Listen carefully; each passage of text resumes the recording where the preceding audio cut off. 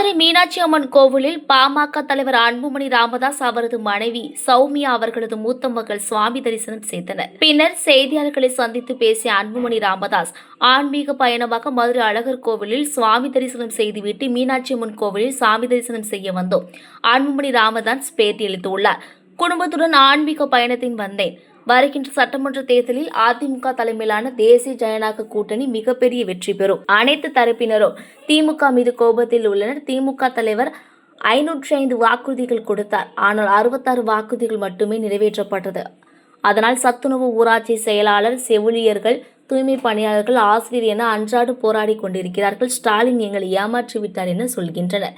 தற்போது தமிழகத்தில் நடப்பது காட்டாட்சி. திமுகவின் மிகப்பெரிய தோல்வி. எங்கும் போதைப்பொருள் விற்பனை நடைபெறுகிறது.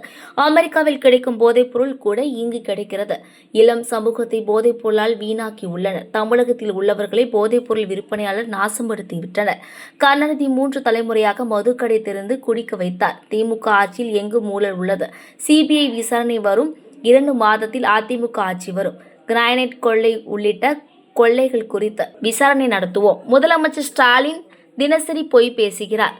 முதலீடு குறித்து பொய் சொல்கிறார். மொத்தத்தில் 2 லட்சம் கோடி தான் அமைச்சரவையில் ஒப்புதல் பெறப்பட்டுள்ளது. ஆனால் எப்படி 12.25 லட்சம் கோடி ஒப்பந்தம் வந்தது? எங்களது கூட்டணி உணர்வு பூர்வமான கூட்டணி. இன்னும் சில கட்சிகள் எங்களுடன் வருகிறது. திமுக கூட்டணியில் குழப்பம் உள்ளது. தேர்தலில் எங்களுக்கு சாதகமான பேரலை வரும். இந்த தேர்தலில் அதிமுக தலைமையிலான தேசிய ஜனநாயக கூட்டணி 200 சீட்டுகளை பெறுவோம். திமுக ஒற்றை இலக்கை பெறுவார்கள். திமுக ஆட்சி மோசமான ஆட்சி. தமிழகத்தில் ஆண்ட முதலமைச்சர்களில் ஆட்சியில் ஸ்டாலின் ஆட்சிதான் மோசமான ஆட்சி. சில அதிகாரிகளும் வியாபாரிகள் போல உள்ள அமைச்சரும் தான் இந்த ஆட்சியை நடத்துகின்றனர். சாதிவாரி கணக்கெடுப்பது எடுக்காதது ஏன்? இந்த திமுக ஆட்சியை மக்கள் மன்னிக்க மாட்டார்கள். முதலமைச்சர் அன்றாடம் உளறிக் கொண்டிருக்கிறார்.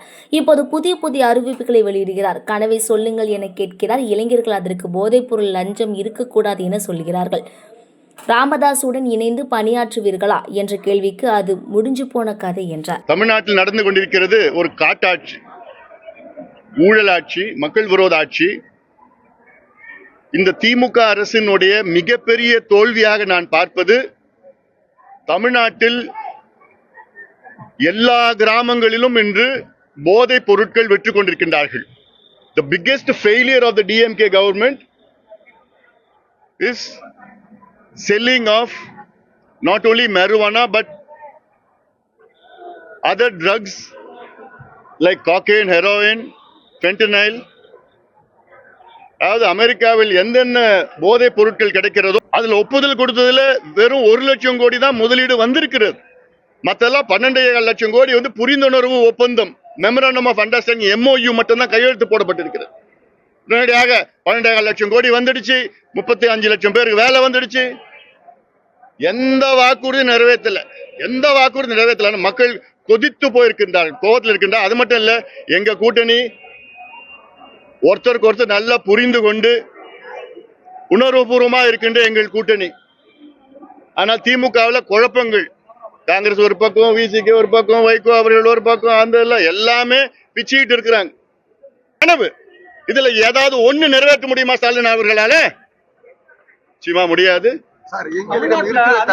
எங்களிடம் இருக்கிற தரவுகளின் அடிப்படையில தலைவர் நீங்க தான் சொல்லிக்கிறாங்க தேர்தல் ஆணையம். அதெல்லாம் முடிஞ்சு போன கதையை ஏன் பேசுறீங்க? ஐயா காட்டி நீங்க அனுசரிச்சு இனிமதற்கான வாய்ப்பு இருக்காது. முடிஞ்சு போனது ஏன் பத்தி பேசிட்டு இருக்கு? இனிமதற்கான வாய்ப்பே இல்லையா? காங்கிரஸ் கூட்டணியில ஆட்சியில பங்கு கேட்டது, அதே போல நீங்க ஏதாவது ஆட்சியில பங்கு கேட்கிற மாதிரியாவது? நான் சொல்லி அதிமுக ஆட்சின்னு சொல்லிட்டேன்.